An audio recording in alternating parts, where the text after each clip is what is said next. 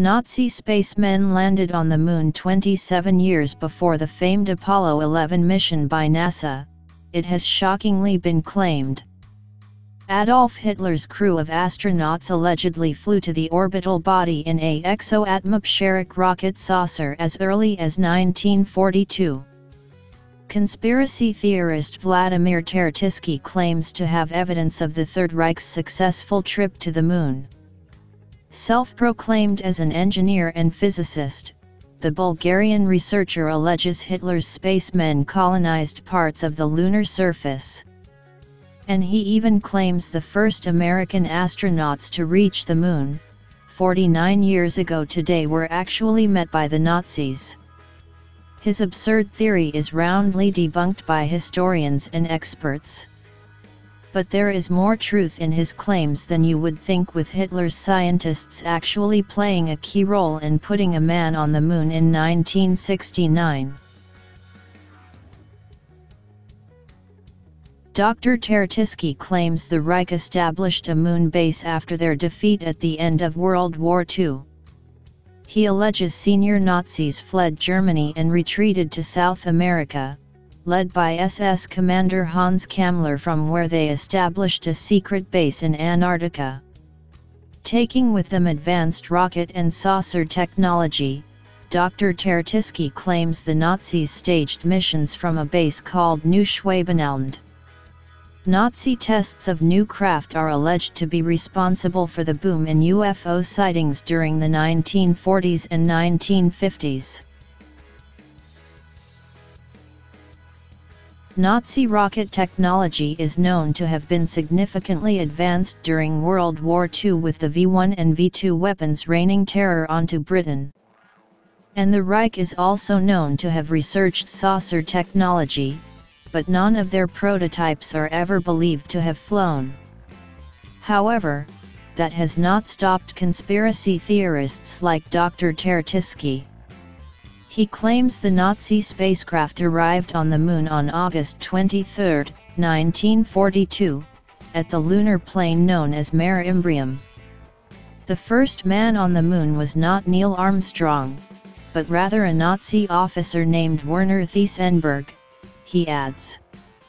Dr. Tertysky said, landing took place without radio contact to the main control center at the Wilhelmshaven, or the second control center located near Anzio, Italy.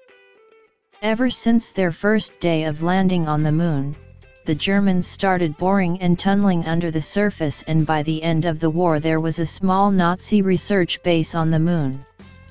The conspiracy theorist, who describes himself as the chief of American Academy of Dissident Sciences, claims to have evidence of all of these wacky boasts about the Nazis.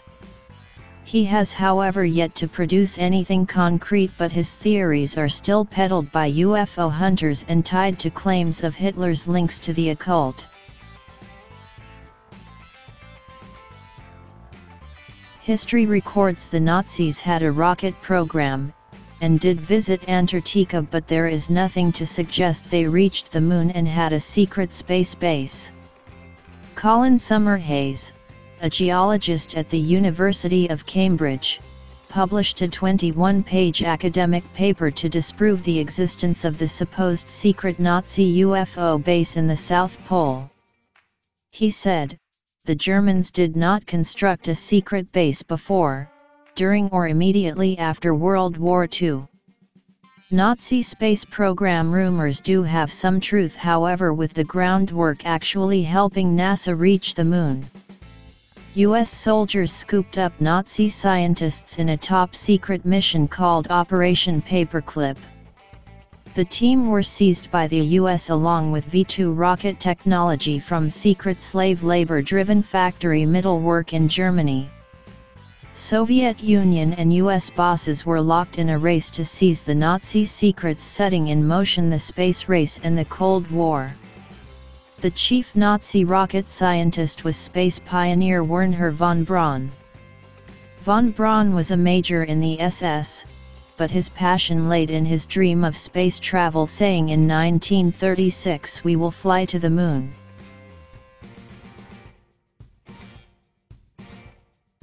Nazi scientists and technology captured went on to be the backbone of the U.S. space program, which eventually landed Apollo 11 on the Moon.